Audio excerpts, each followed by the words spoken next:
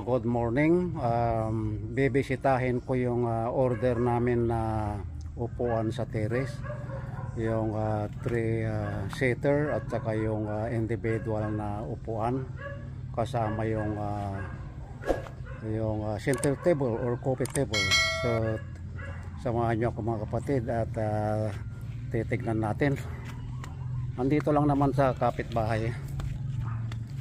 So, yan, pupuntahan ko na po. So, andito na ako.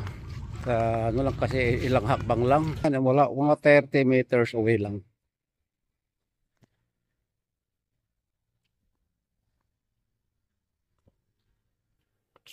Tao po!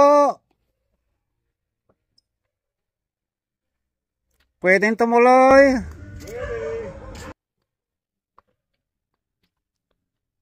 Tingnan ko nga ito. Ito pala. Ang ganda. May forma. Galing. Ito yung mga pinadeliver na kahoy nung isang araw.